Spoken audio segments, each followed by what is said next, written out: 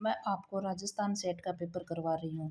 जितने वीडियो मैंने डाले हैं उसमें आपने जून 2024 का जो नेट का पेपर हुआ था उसके तो प्रश्न मिला के देख लिए होंगे कि अपने नोट्सों से बाहर कुछ नहीं है। पत्रिकाएं मात्र 10 मिनट में डाली हुई हैं, जिसमें नेट में भी एक भी प्रश्न बाहर नहीं था, और अभी सेट का करवाऊंगी उसमें आप खुद मिलान कर लेना, एक भी प्रश्न बाहर नहीं है। अगला फिर वीडियो मैंने काव्य शास्त्र का डाला था, तो नेट वाले में भी एक प्रश्न अपना बाहर नहीं है और इसमें भी नहीं है। और अगल एक मैंने सिलेबस डाल रखा है जो नेट जेआरएफ सेट का सेम ही है, तो इसमें भी जो सिलेबस है ना वो मैंने वैसे जो सिलेबस मिलता है वैसे साइडों पर वैसे नहीं डाला है। मैंने उसको पूरे 100 क्वेश्चन है उस सिलेबस में, और अभी सेट वाले में आपको देख लेना क्रम वाइज क्वेश्चन लगाए हुए हैं, और नेट के प्रीवियस ईयर के पेपर उठा के आप देख लेना, उसमें सेम वैसे ही प्रश्न पूछे गए हैं जैसे अपन ने सिलेबस में लिखे हैं। तो आपको ये जो वीडियो है वेरी वेरी इंपॉर्टेंट है, और 8 10 15 30 मिनट से ऊपर कोई वीडियो नहीं है, तो 30 मिनट में आपको वो सब मिल रहा है जो आपके पेपरों में है, तो फिर इससे अच्छा और क्या होगा। इसलिए आपसे रिक्वेस्ट है कि आप इन वीडियो को देखें और अपने जेआरएफ का सपना पूरा करें। इसमें आपको ज़्यादा मेहनत करने की भी आवश्यकता नहीं है। याद नहीं हो रहे तो एक वीडियो को 5 बार सुन लो, 5 बार सुनने से आपके दिमाग में याद हो जाएगा वो अच्छे से, और आप भूलोगे भी नहीं। और मैंने जितने अभी आपके सामने ये जो पेपर सॉल्व करवा रही हूँ, ये मुझे अब मैंने बहुत मुश्किल से अवेलेबल करवा रही हूँ, मतलब मेरे को ये पेपर बहुत मुश्किल से मिला है, और मैं वहाँ से लाके आपको करवा रही हूँ। क्योंकि मैंने नेट वाला पेपर देखा तो मैंने सोचा भाई बच्चों को अपने जो इतने सारे बनाए हुए नोट्स हैं तो इनको अवेलेबल करवा देते हैं। और अभी मैंने ये सेट वाला ला के देखा तो मैंने सोचा कि ये ला के दे देते हैं, और आप खुद प्रूफ के तौर पे देख लो कि भी हाँ इन नोट्सों से क्वेश्चन है कि नहीं है। तो देखो पहला क्वेश्चन है अपना, हिंदी साहित्य का दूसरा इतिहास के इतिहासकार कौन है? तो बच्चन सिंह है। तुलसीदास की अंतिम रचना कौन सी है? कवितावली है। देखो आचार्य रामचंद्र शुक्ल जी ने तुलसीदास जी की 12 रचनाएं मानी थी, और 12 रचनाओं में इसने क्रम वाइज मैं लिख के आपको वीडियो बना दूंगी कौन सी रचना कौन सी भाषा में है और किस समय है वो, तो जिससे आपके क्वेश्चन सारे सही हो जाएंगे। कवितावली देखो इसकी अंतिम रचना थी। आगे देखो, भाषा बोली न जानही जिनके कुल के दास, पंक्ति के कवि कौन है? तो केशव दास जी हैं।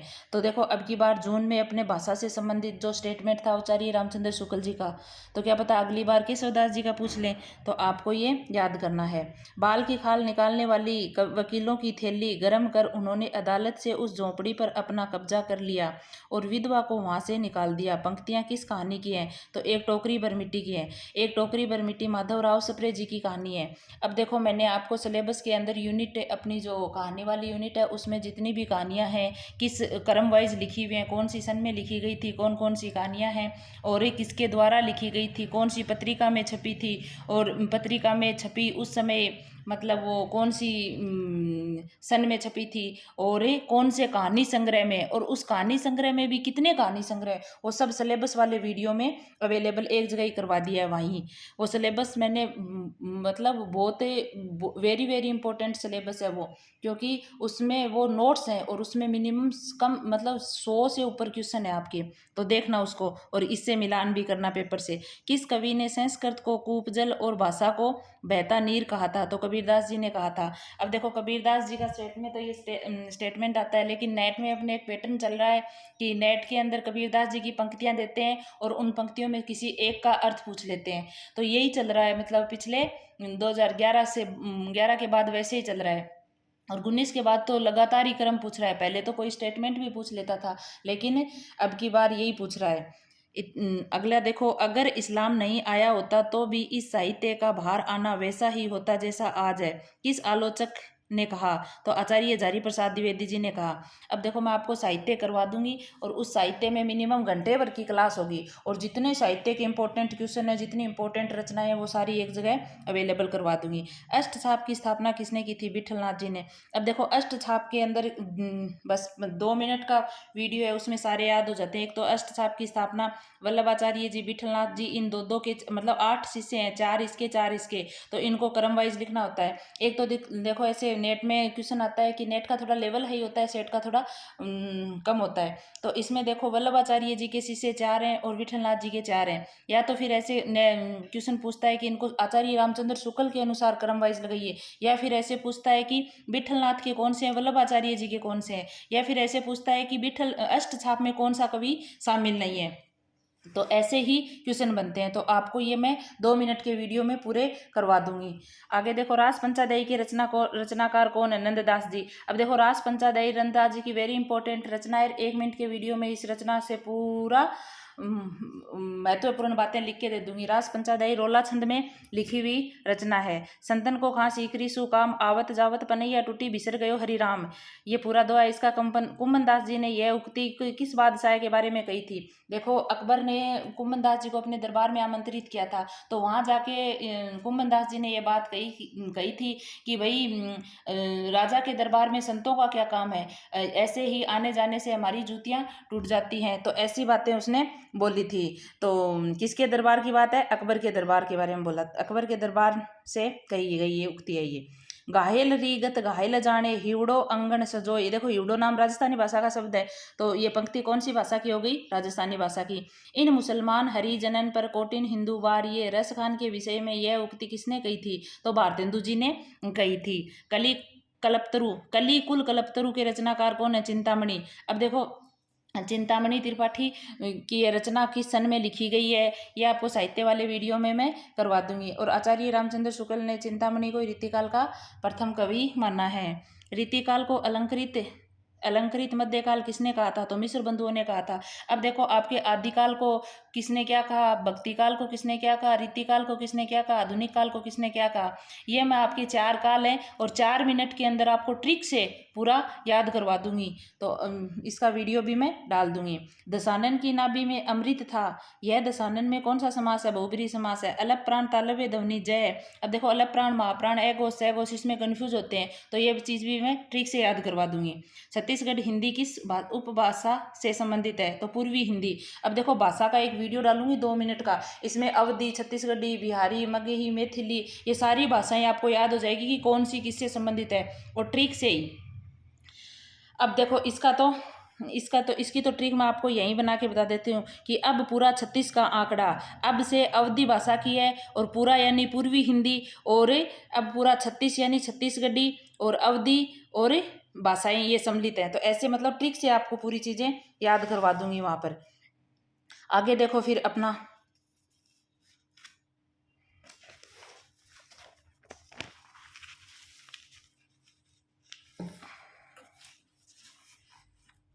केशवदास को कठिन काव्य का प्रेत केशवदास को कठिन काव्य का प्रेत किसने कहा था? तो किसने कहा था? आचार्य रामचंद्र शुक्ल जी ने कहा था। और केशवदास जी को कठिन काव्य का प्रेत, जबकि कठिन गद्य का प्रेत किसको कहा था? अज्ञेय जी को कहा था। आचार्य रामचंद्र शुक्ल जी ने दोनों कहा है। कठिन काव्य का प्रेत केशव है और कठिन गद्य का प्रेत कौन है? अज्ञेय जी हैं। देखो, काव्य में क्या आ रहा है, केशवदास जी में क्या आ रहा है, तो ऐसे याद नहीं रहे तो ऐसे थोड़े थोड़े हिंट बना के याद कर लिया करो, ताकि आपके अच्छे से याद हो जाएं। अगला फिर देखो, नई कविता के प्रतिमान के लेखक कौन है? तो नई कविता के प्रतिमान के लेखक कौन है? लक्ष्मीकांत वर्मा। और देखो, दोनों के दोनों सेम ही है। एक तो कविता के नए प्रतिमान है, ये तो नामवर सिंह जी की है। एक नई कविता के प्रतिमान, तो नई कविता के प्रतिमान तो 1957 में लक्ष्मीकांत जी की है, और कविता के नए प्रतिमान 1968 में नामवर सिंह जी की है। तो ये मतलब आगे भी इसका समय भी पूछा जा सकता है, तो मैंने यही लिख दी। और देखो, याद करवाने का कि कविता के नए नए नाम से याद रख लेना, नामवर सिंह है। और नई लक्ष्मी आती है घर में, कविता के रूप में क्या आई है? नई लक्ष्मी आई है। तो ऐसे याद कर लेना आप। देखो, हिंदी का पहला समाचार पत्र कहाँ से प्रकाशित हुआ? तो कलकत्ता से प्रकाशित हुआ था, और इस समाचार पत्र का क्या नाम था? उदंत मार्तंड था। अब देखो, आपको 10 मिनट में पत्रिकाएं डाली हुई हैं, जिसमें नेट वाले जितने क्वेश्चन मिला लेना। अभी अपने इसमें एक पत्रिका पूछी गई है जो अपने इसी नोट्सों से हैं। तो 10 मिनट के वीडियो अगर आप 10-10 मिनट के 5 मिनट 50 मिनट भी सुनोगे तो आपके एकदम अच्छे से याद हो जाएंगे। अब देखो, श्रीधर पाठक किस धारा के कवि हैं? तो स्वच्छंदतावाद के कवि है। नेट में इस श्रीधर पाठक जी का जन्म भी बहुत बार पूछा हुआ है। तो कब है? 1859 में इनका जन्म हुआ था। मेरे नगपति मेरे विशाल किसकी रचना है? दिनकर जी की रचना है ये। आगे देखो, मेरे नगपति मेरे विशाल, इसको आगे देखो, फिर जहां कारण के अभाव में कार्य का वर्णन किया जाए वहां कौन सा अलंकार होता है? तो कौन सा होता है? विभावना अलंकार होता है। आगे देखो फिर, निम्नलिखित में से कौन सा लक्षण शब्द शक्ति का लक्षण नहीं है? कौन सा लक्षण शब्द शक्ति का लक्षण नहीं है? व्यंग्यार्थ की झलक, क्योंकि व्यंग्यार्थ की झलक किसमें होती है? व्यंग्य काव्य में होती है, मतलब व्यंग्य होता है और व्यंग्यार्थ शब्द शक्ति में होती है। देखो इसमें मुख्य अर्थ में बाधा होती है, लक्षणा में मुख्य अर्थ का योग होता है और रूढ़ि अथवा प्रयोजन होता है, जबकि व्यंग्यार्थ ध्वनि में व्यंग्यार्थ की झलक होती है। जहां लक्ष्मी कैद है कहानी के लेखक कौन है? तो कौन है? राजेंद्र यादव हैं। आगे देखो, ओज गुण का कौन सा लक्षण सही है? तो कौन सा है? करण कटु शब्दों का प्रयोग। आगे देखो फिर, आग की दरिया, आग की दरिया किसका है? आग की दरिया है कुर्तुल एन हैदर का। विभावनानुभाव संयोग आदर्श निष्पत्ति भरतमुनि के इस काव्य के अंतर्गत निष्पत्ति का भट्टलोलत के अर्थ में मत में क्या अर्थ है? तो क्या अर्थ है? उत्पत्ति। ये देखो काव्य शास्त्र वाले वीडियो से ये, क्योंकि ये कथन तो किसका है? भरतमुनि जी का है, और भरतमुनि जी ने रस सूत्र के 4 आचार्य माने हैं, तो मैंने वहां पर आपको चारों के समय वाइज लिखा है और क्रम वाइज लिखा है, और उसके कौन से ने क्या उदाहरणा दी थी, कौन सा किस सिद्धांत से संबंधित था, कौन से दर्शन से संबंधित था, निष्पत्ति का क्या अर्थ लिया, उत्पत्ति का क्या अर्थ लिया, ऐसे पूरे के पूरे वहां दिए हुए हैं। तो वहां उससे बाहर क्वेश्चन नहीं बनेगा। माटी की मूर्तें किसकी रचना है? माटी की मूर्तें रामवृक्ष बेनीपुरी जी की है, और ये माटी की मूर्तें क्या है? निबंध। तो देखो ऐसे भी क्वेश्चन बनते हैं, कौन सी निबंध विधा की रचना है, कौन सी कहानी विधा की रचना है। तो आपको ऐसे भी याद करने की भी, कहानी की कौन सी है और निबंध की कौन सी है। आगे देखो फिर, आदिकाल को बीज वपन काल नाम किसने दिया? तो महावीर प्रसाद द्विवेदी ने। ये मैं वीडियो बना के आपको याद करवा दूंगी। अष्टछाप के कवियों में नहीं है। ये देखो आ गया ना क्वेश्चन, जैसे मैंने बताया था वैसे ही, कि कौन नहीं है? नंददास जी हैं और गोविंद स्वामी है, चतुर्भुज दास जी हैं, और कौन नहीं है? अपने ये हित हरिवंश जी नहीं है। कवि कुछ ऐसी तान सुनाओ जिससे उथल पुथल मच जाए, जिससे क्या मच जाए? उथल पुथल मच जाए। ये पंक्तियां किसकी हैं? बालकृष्ण शर्मा नवीन जी की हैं। आगे देखो फिर, तीसरा सप्तक का प्रकाशन वर्ष, तीसरा सप्तक का प्रकाशन वर्ष है 1959 ईस्वी, और तीसरा सप्तक के प्रकाशन वर्ष देखो 4 सप्तक है गे जी के द्वारा प्रतिपादित किए हुए। तो चारों सप्तकों में 7-7 कवि हैं। तो इनको देखो फर्स्ट ग्रेड सेकंड ग्रेड में ऐसे क्वेश्चन आता है, कौन सा कौन से सप्तक में शामिल है, कौन से में नहीं है। तो आपको ट्रिक से याद करवा दूंगी, चारों को चारों की सन भी याद करवा दूंगी। रघुवीर सहाय की रचना नहीं है। कौन सी नहीं है? खूंटियों पर टंगे लोग नहीं है, सर्वेश्वर दयाल सक्सेना जी की रचना है ये। आगे देखो, रघुवीर सहाय की रचना हैं कौन कौन सी? आत्महत्या के विरुद्ध है, हंसो जल्दी हंसो लोग भूल गए। इनको भी क्रम वाइज 1 मिनट के वीडियो में मैं याद करवा दूंगी, इनकी डेट सहित आगे लिख के मेरे पास नोट्सों में लिखी हुई है। ये कोणार्क नाटक के रचनाकार कौन है? जगदीश चंद्र माथुर का नाटक है कोणार्क है। अगला देखो फिर, विलोम किस नाटक का पात्र है? तो आषाढ़ का एक दिन। आषाढ़ का एक दिन किसका नाटक है? मोहन राकेश का नाटक है, 1958 में रचित है। देखो मैंने पात्रों के ना 4 मिनट का वीडियो डाला हुआ है, क्योंकि नेट वाले पेपर में आपके उपन्यास के जो पात्र पूछे हुए थे ना, वो अपने वीडियो से ही हैं सारे। और उसमें एक तो उपन्यास में देखो कौन सा गाँव कौन से उपन्यास से संबंधित है, ऐसे मिलान वाले क्वेश्चन आते हैं, एक वैसे पूछे जाते हैं। तो मैंने पूरा का पूरा 4 मिनट वाले वीडियो में डाला हुआ है, उसके पात्र और आपके नेट का जो पेपर आया है उसके पात्र मिलान करके देख लेना आपकी उनसे बाहर है क्या। और ऐसे ही आपको नाटक वाले पात्रों का वीडियो भी डाल दूंगी। हजारी प्रसाद द्विवेदी जी का पहला उपन्यास कौन सा है? बाणभट्ट की आत्मकथा है, और बाणभट्ट की आत्मकथा 1946 में रचा गया। बाणभट्ट की आत्मकथा, चारू चंद्रलेखा, पुनर्वा, अनामदास का पोथा, ये इनका क्रम है। तो ये आपको 1 मिनट के वीडियो में डेट सहित लिखे हुए मेरे पास, और फिर कौन सी शताब्दी में है, ये कौन से पात्र में क्या, उपन्यास में क्या बात है, वो भी लिखा हुआ है, वो एक साथ ही डाल दूंगी। शिवपालगंज, ये देखो गांव आ गया ना उपन्यास का। शिवपालगंज गांव किस उपन्यास की कथा भूमि पर है? तो किसकी पर है? राग दरबारी की पर है। और राग दरबारी उपन्यास है अपना 1968 में लिखा गया उपन्यास है, श्रीलाल शुक्ल जी के द्वारा लिखा गया उपन्यास है। ये आपके सिलेबस वाले वीडियो में है, सिलेबस वाला वीडियो ध्यान से देखना भी, मैंने आपको बता दिया है। इसमें मृदुला गर्ग का उपन्यास नहीं है, तो जिंदगी नामा नहीं है, क्योंकि जिंदगी नामा उपन्यास कृष्णा सोबती जी का उपन्यास है, और ये आपके कृष्णा सोबती जी का 1979 में रचित उपन्यास है, और इसमें पंजाब की पृष्ठभूमि पर आधारित उपन्यास है। आगे देखो, ये 3 किसके हैं? फिर मृदुला गर्ग जी के हैं। उसके हिस्से की धूप, चितकोबरा और मैं।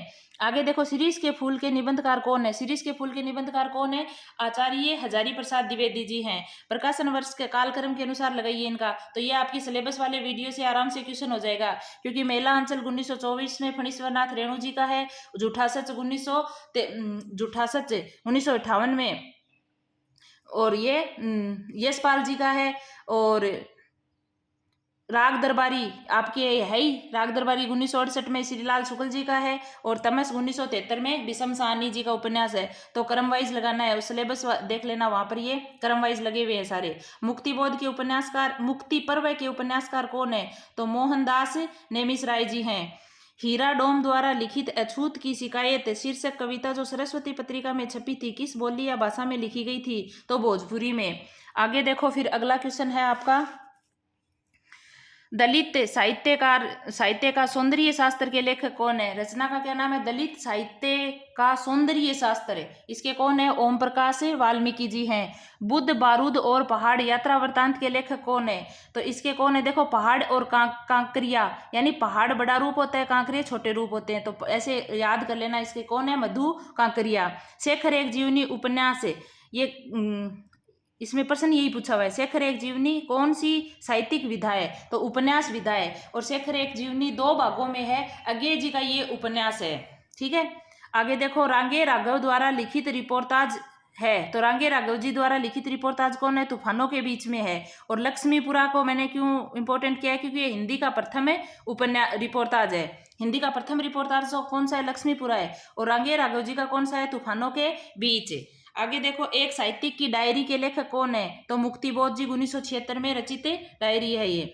आगे देखो, निम्नलिखित में से प्रवासी साहित्यकार कौन है? तो अंजना संधीर हैं। प्रवासी साहित्यकार कौन है? अंजना संधीर हैं। आगे देखो, समास बाहुलता, द्वित्व, रेफ व टय वर्णों का बाहुल्य किस गुणयुक्त रचना में होता है? तो ओज गुण में होता है। अपने कितने गुण होते हैं? 3 गुण होते हैं, प्रसाद गुण, माधुर्य गुण, ओज गुण, ये 3 गुण होते हैं। तो इसमें किससे संबंधित है? ये बात है ओज गुण से। काव्य में बिंब का कार्य है। काव्य में बिंब का क्या कार्य है? काव्यार्थ को पूर्णतया स्पष्ट करना है, काव्य भावों को संप्रेषित करना बिंब का काम होता है, उत्तेजित करना भी बिंब का काम होता है, वस्तु या घटना को प्रत्यक्ष करना भी बिंब का काम होता है। आगे देखो, फिर क्रोचे के सहजानुभूति का संबंध किस वाद से है? तो क्रोचे के सहजानुभूति का संबंध किस वाद से माना गया? अभिव्यंजनावाद से। ये मैंने आपको काव्य शास्त्र का जो 30 मिनट का वीडियो है, काव्य शास्त्र नेट वाला पेपर देख लेना, आप आज तक के आए हुए पीछे के पेपर देख लेना, और अभी जो आपको करवा रही हूँ ये देख लेना। अपने 30 मिनट वाले वीडियो से बाहर एक क्वेश्चन नहीं है। तो अभिव्यंजनावाद है। अभिव्यंजनावाद में देखो क्या है, क्योंकि इसने ये जो सिद्धांत दिया था इन्होंने, तब इसका सहारा लिया था, तो ये क्वेश्चन अभिव्यंजनावाद हो जाएगा। झम झम झम झम मेघ बरसते हैं सावन के, छम छम छम छम गिरती बूंदे तरुणाओं के छन के। इस काव्य पंक्तियों में कौन सा बिंब है? देखो, छम छम, ये ऐसे आवाज आ रही है ना, झम झम, तो यानी आवाज आना, श्रवण सुनाई दे रहा है ये, तो इसमें कौन सा है? श्रवण। द सेक्रेट वुड किसकी रचना है? T.S. इलियट की है। देखो, जितनी काव्य शास्त्र वाले वीडियो में ये क्वेश्चन डाले हुए साथ में, क्योंकि कौन सी रचना इंपॉर्टेंट है उसकी तो सन लिखी हुई है, कौन सी रचना किसकी है वो लिखी हुई है, इन रचनाकारों ने क्या क्या अपने सिद्धांत दिए वो भी वही है, और उसमें क्या बात बोली इनके स्टेटमेंट भी वहीं साथ में है। तो वहां जाके काव्य शास्त्र का 30 मिनट का वीडियो, घना लंबा भी नहीं है, तो आप देख लेना। ये किसकी है? T.S. इलियट जी की। फोर्ट विलियम कॉलेज के सबसे पहले प्रिंसिपल कौन थे? जॉर्ज जॉन गिलक्राइस्ट जी थे। वक्रोक्ति संप्रदाय के प्रवर्तक कौन है? आचार्य कुंतक जी। तो ये भी अपने काव्य शास्त्र वाले वीडियो से है। इसमें क्या है? वक्रोक्ति जीवितम इनकी रचना का नाम है। आगे देखो, रांगे राघव का जन्म कौन सा उपन्यास जीवनी परक उपन्यास है? तो कौन सा है? लोई का ताना, कबीर के जीवन पर है ये। और लोई कौन था? कबीर का पुत्र था। जीवनी परक उपन्यास नहीं है। कौन सा नहीं है? मानस का हंस है, खंजन नयन है, देवकी का बेटा है, लेकिन मुर्दों का टीला नहीं है। आंखों की दहलीज की रचना है, मेरुनिसा परवेज है। कालक्रम के अनुसार क्रम कौन सा है? तो ये उपन्यास जो आपको सिलेबस करवाया है ना पीछे 1 to 10 यूनिट, तो उसी में से वहां से ये क्वेश्चन आराम से हो रहा है। सबसे पहले आचार्य हजारी प्रसाद द्विवेदी जी, और फिर विवेकी राय, नामवर सिंह और कुबेरनाथ राय जी, इनका जन्म वहां लिखा हुआ है, देख लेना। आगे देखो फिर, निम्नलिखित में से कौन सी रचना आत्मकथा की है? कौन सी रचना आत्मकथा की है? आप उतरी। आप उतरी रचना किसकी है? आत्मकथा विधा की है। तो ये बाकी किस किस की है? देखो, संस्कृति के 4 अध्याय, ये क्या है? आलोचनात्मक लेख है एक अपना दिनकर जी का। और आवारा मसीहा विष्णु प्रभाकर जी की द्वारा रचित जीवनी परक विधा है ये। और इसमें शरद चंद्र जी के जीवन पर आधारित जीवनी है। और विष्णु प्रभाकर जी को ये जीवनी लिखने में 14 वर्ष का समय लगा था। अगला है प्रेमचंद घर में, तो ये भी एक जीवनी है। और प्रेमचंद घर में किसकी जीवनी है? ये प्रेमचंद जी की जीवनी है और उसकी पत्नी शिवरानी देवी के द्वारा लिखी गई थी। 1944 में ये लिखी थी। आगे देखो, ये पुस्तक मेरी है और वह तुम्हारी, वाक्य में यह और वह कौन सी व्याकरणगत इकाइयां? यह सार्वनामिक विशेषण है और वह संकेतवाचक या निश्चयवाचक सर्वनाम है। आगे देखो, संविधान की 8वीं अनुसूची में नेपाली, मणिपुरी और कोंकणी भाषाएं किस सन से जुड़ी हुई हैं? तो 1992। अब देखो, ऐसे तो इसमें तो ये समय पूछा है, ऐसे पूछ ले इसमें 1992 में कौन सी भाषाएं जोड़ी, या फिर ऐसे भाषाओं को क्रम वाइज लगाइए। तो आपको एक इस प्रश्न को तो यही कंप्लीट कर रही हूँ, क्योंकि आपको नमक याद रखना है। नमक आता है 92 रुपए में। तो नमक से नए से नेपाली, मैं से मणिपुरी, कैसे कोंकणी। तो नमक याद रखना है, नमक 92 रुपए में आता है। 3 संविधान संशोधन होकर भाषाएं जुड़ी थी, लास्ट वाले में 4 जुड़ी थी। तो ये सारी मैं 1 मिनट के वीडियो में आपको डाल दूंगी। बाकी ये ये जो 92 वाली तो यही कंप्लीट हो गई, तीनों भाषाएं अपनी। नमक याद रख लेना। निम्न में से निम्न कौन से कवि रीति मुक्त कवि नहीं है? तो भिखारीदास जी नहीं है। अब देखो, जो मेरे स्टूडेंट है उनको तो ये सारे रीतिबद्ध कौन से है, रीति सिद्ध कौन से है और रीति मुक्त कौन से है, क्योंकि मैंने एक सूत्र से इनको याद करवाया है। जैसे ही वो सूत्र बोलते हैं तो वो सारे कवि उस सूत्र में आ जाते हैं। तो आपको भी मैं 2 मिनट के वीडियो में तीनों के तीनों ये करवा दूंगी, जिससे आप भी अच्छे से याद रह जाएंगे। एक क्वेश्चन ऐसे आता है, ये कौन सा है कौन सा नहीं है, क्योंकि अपने नेट के सिलेबस में भी है ना, अलग से डाला हुआ है रीतिबद्ध, सिद्ध और मुक्त। सिलेबस वाले वीडियो में देख लेना, वहाँ है ये। आचार्य रामचंद्र शुक्ल ने प्रेमाख्यानक परंपरा का पहला कवि किसे माना है? तो पहला कवि किसको माना है? कुतुबन को माना है। और कुतुबन की रचना का क्या नाम है? मृगावती नाम है। और मृगावती लिखी कब गई थी? 1503 ईस्वी में लिखी गई थी। तो ये भी मैंने आपका सिलेबस वाले वीडियो से ही क्वेश्चन है ये अपना। पद्मावती में सांसारिकता की ओर ले जाने वाली बुद्धि का प्रतीक पात्र है, तो नागमती है। वाक्यम रसात्मकम काव्यम उक्ति किस आचार्य की है? तो आचार्य विश्वनाथ जी की है और ये 14वीं शताब्दी के आचार्य है। तो आपको ये भी काव्य शास्त्र 30 मिनट वाले वीडियो से क्वेश्चन है। प्रेमचंद द्वारा रचित महाजनी सभ्यता साहित्य की कौन सी विधा है? तो निबंध विधा है। जनजाति केंद्रित उपन्यास नहीं है, तो काला पादरी है। मगरी मानगढ़ है, जो इतिहास में नहीं है। तो नरक कुंड में वास, नरक कुंड में वास, ये जनजाति केंद्रित उपन्यास नहीं है, नरक कुंड में वास। बाकी ये तीनों के तीनों जनजाति केंद्रित उपन्यास हैं। अगला देखो फिर, राम वृक्ष बेनीपुरी जी। राम वृक्ष बेनीपुरी, गेहूं और गुलाब निबंध में गुलाब किसका प्रतीक है? तो कला का प्रतीक है। आचार्य रामचंद्र शुक्ल के अनुसार हिंदी की प्रथम कहानी इंदुमती। अगला देखो, किस कहानी में भूख और ठंड के कारण दम तोड़ते गरीब बच्चे का मार्मिक चित्रण किया गया है? तो किसमें किया गया है? अपना अपना भाग्य में। आगे देखो, रामचरितमानस के उत्तरकांड में किसने किससे 7 प्रश्न पूछे थे? तो गरुड़ जी ने काक भुसुंडी जी से पूछे थे। अब देखो, अपने नेट के सिलेबस में रामचरितमानस के 7 कांड है। 7 कांडों में फर्स्ट ग्रेड में तो कौन सा कांड लगा हुआ है? बाल कांड लगा हुआ है। लेकिन अपने नेट जेआरएफ है और सेट में कौन सा कांड लगा हुआ है? उत्तरकांड लगा हुआ है। तो ये 7 कांड भी मैं आपको ट्रिक से याद करवा दूंगी। जयशंकर प्रसाद ने के किस नाटक में उपनिषद काल का चित्रण है? तो किस नाटक में है? जन्मेजय का नाग यज्ञ में। और ये नाटक भी जयशंकर प्रसाद जी के ही है और अपने सिलेबस में भी है ये। चंद्रगुप्त का समय 1931 में है, ध्रुव स्वामिनी का समय 1933 में है, स्कंदगुप्त का समय 1958 में है। देवसेना, कॉर्नेलिया, विजया, वो सब स्कंदगुप्त नाटक में इनके पात्र है। अंजलि और श्रीपद उपेंद्र नाथ अस के किस नाटक के पात्र हैं? अब देखो, उपेंद्र नाथ अस का एक जो अपने लगा हुआ नाटक है ना, उसका नाम है अंजो दीदी। अंजो दीदी में 2 अंक हैं। और देखो, इसमें अंजलि है ना, इसका भाई है ये श्रीपद, और अंजलि की एक ही सहेली है जिसका नाम है अनीमा। और अंजलि के पति शराबी होते हैं और वो पेशे से वकील होते हैं। तो इसमें क्या किया गया है इस नाटक में कि अंजलि लास्ट में आत्महत्या करती है। और आत्महत्या करने से, अंजलि मतलब एक अनुशासनशील स्त्री थी और वो क्या करती थी कि खुद अनुशासन में रहती, अपने परिवार के सभी सदस्यों को भी अनुशासन में रखना चाहती थी। और उसमें मतलब ये एक महत्वपूर्ण लाइन भी बोलती है कि मेरे जो घड़ी की सुइयां हैं वैसे मेरे घर के सभी पात्र होते हैं। जैसे घड़ी की सुइयां समय से चलती रहती है वैसे ये पात्र भी, मतलब मेरे घर के लोग भी वैसे ही चलते रहे। तो ये जब नाटक करवाऊंगी तब पूरा अच्छे से करवा दूंगी आपको। आगे देखो, वही धन्य जो मानमयी प्रणयी प्रणयी के बहुवल्य में खींची नहीं विक्रम तरंग पर चढ़ी हुई आती है। ये पंक्तियां किस रचना की हैं? तो उर्वशी की रचना, उर्वशी रचना से है। और उर्वशी किसकी रचना है? उर्वशी रामधारी सिंह दिनकर जी की रचना है। आगे देखो फिर, निम्नलिखित में से कौन सा भाषा का अभिलक्षण नहीं है? तो कौन सा नहीं है? पौराणिकता नहीं है। परिवर्तनशीलता भाषा में होती है, अनुकरण भाषा में किया जाता है, और यादृच्छिकता भी होती है।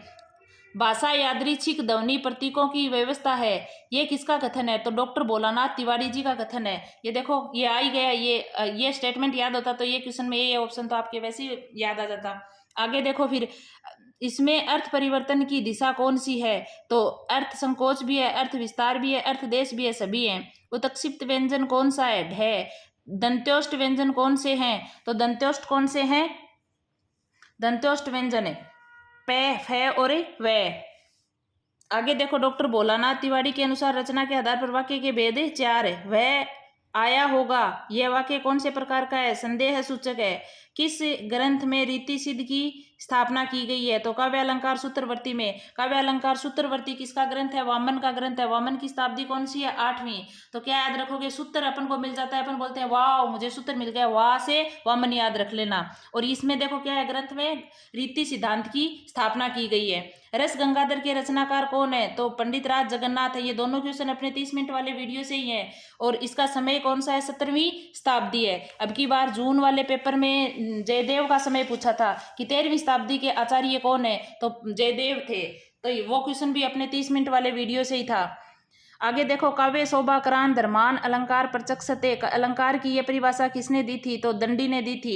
ये भी अपने उसी 30 मिनट वाले वीडियो से महत्वपूर्ण स्टेटमेंट सारे मैंने वहां रखे हुए हैं। और दंडी का समय 7वीं 8वीं शताब्दी है। निम्नलिखित में से कौन सी रचना ब्रज भाषा की नहीं है? तो ये कौन सी रचना ब्रज भाषा की नहीं है? पार्वती मंगल ब्रज भाषा की नहीं है।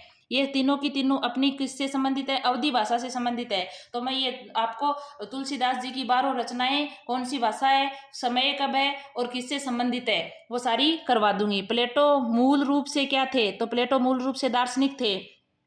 अपने वीडियो से ही क्वेश्चन है, ये 30 मिनट वाली क्लास से ही है। पेरीइप्सुस के रचनाकार कौन है? लॉन्जाइनस है। पेरीइप्सुस के रचनाकार कौन है? लॉन्जाइनस। ये भी अपने वीडियो से क्वेश्चन है। तीव्र भावावेग की स्थिति की अलंकारिक भाषा को जन्म देती है, ये किसका है?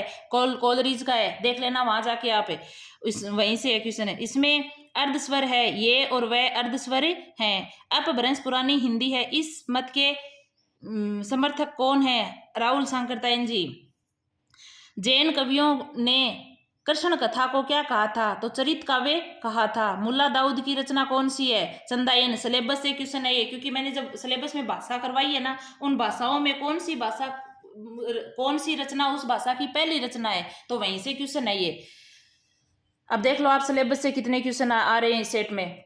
तो आप एक सिलेबस ही याद कर लोगे, ऐसे रखोगे सिलेबस है, क्योंकि जो अच्छे से तैयारी करते हैं उनके नोट्स ऐसे ही होते हैं। तो आगे से आप नोट्स, ये नोट्स आपको चाहिए तो पीडीएफ चाहिए, मेरे को बता देना। सैगुन ही अगुण ही नहीं कछु बेदा, किसकी पंक्ति है? तुलसीदास जी की। कबीर पंथी संप्रदाय में कबीर की रचना किस नाम से प्रसिद्ध है? बीजक नाम से। लोग है लागी कवित बनावत, मोही तो मेरे कवित बनावत, पंक्ति किसकी है? गणानंद जी की। विशिष्ट व्यावसायिक भाषा का व्यवहारिक और समुचित प्रयोग किस अनुवाद की विशेषता है? तकनीकी अनुवाद की। चीफ की दावत किसकी कहानी है? भीष्म साहनी जी की। अब देखो कहानी वाली सिलेबस की जो यूनिट है ना आपकी, कहानी वाली, किसकी कहानी है और इसका कहानी का समय क्या है और रचनाकार का समय क्या है, पत्रिका कौन सी है, और कहानी के अंदर मेन बात क्या है, किसके ऊपर इसमें व्यंग्य किया गया है, कौन सी बात है, वो सारी लिखी हुई है वहाँ। देश की आजादी के पर्व पश्चात के समय हुए दंगों का चित्रण किस रचना में नहीं है? नहीं है पूछा है। इन तीनों में तो है, राग दरबारी में नहीं है। इसमें से कौन सा सूफी कवि नहीं है। सूफी कवि कौन सा नहीं है? शेख मोहम्मद नहीं है। क्योंकि आपको है ना संत कवि, सूफी कवि वो सारे क्रम वाइज करवा दूंगी एक एक मिनट के वीडियो में ही, तो आपको याद हो जाएगा। क्योंकि ऐसे भी क्वेश्चन पूछे जाते हैं कौन सा राम काव्य से संबंधित कवि है और कौन सा वैसे है। तो आपका ये पूरा का पूरा सिलेबस मैंने मात्र 30 मिनट से कम समय में भी करवा दिया है। तो आपको अभी प्रूफ के तौर पे करवाया है कि भाई हाँ मेरे को कैसे पढ़ना है, क्या पढ़ना है, इसलिए इसलिए मैंने ये आपको कंप्लीट सॉल्यूशन करवाया है। और वैसे भी आपके जो 30 अपनी 10 यूनिट है नेट जेआरएफ की, उसके 150 क्वेश्चन भी तैयार हो गए अपने। और क्वेश्चन सेट में बस लेवल कम होता है, बाकी अपना सिलेबस सेम ही है दोनों का, नेट जेआरएफ का और इनका सेट का। तो आप अच्छे से वो सिलेबस वाला वीडियो देख लेना। और जो ये मैं पत्रिका एक भी बाहर नहीं है, मात्र 10 मिनट का वीडियो है। और अपना काव्य शास्त्र का वीडियो डाल दिया, और अपने जो उपन्यास वगैरह ये लगे हुए हैं तो सिलेबस वाला वीडियो, ये 3 तो आप देख लेना। और आपको साहित्य का वीडियो डाल दूंगी जिसमें फर्स्ट ग्रेड सेकंड ग्रेड इनके इससे संबंधित होगा। और महत्वपूर्ण जितनी भी आपकी ये जो काव्य संबंधी रचनाएं हैं वो भी मैं वहीं एक वीडियो में आपको डाल के बता दूंगी। और बाकी जो छोटे छोटे वीडियो डाल रही हूँ ना, ये वेरी इंपॉर्टेंट है, क्योंकि नेट जेआरएफ में पंक्तियों का क्रम पूछता है कविता से। तो अभी मैंने 3-4 कविताओं को तो डाल दिया है, और कविता का एक 40 मिनट का वीडियो डालूंगी जिसमें आपकी सभी कविताएं पूर्णतया हैं। अब देखो, एक तो नोट्स होते हैं, इतने कम कम समय में डाले हुए में से भी अपने क्वेश्चन आ रहे हैं, और एक देखो अपन पूरा पढ़ा देते हैं तो वहां से तो क्वेश्चन आएगा ही भाई, क्योंकि वहां तो कंप्लीट है, तो कंप्लीट तो अपन कहीं से पढ़ सकते हैं। लेकिन इतने छोटे छोटे वीडियो से क्वेश्चन आ रहा है, ये बात इंपॉर्टेंट होती है। इसलिए आप इनको जितने भी वीडियो डाल रही हूँ अच्छे से पढ़ना।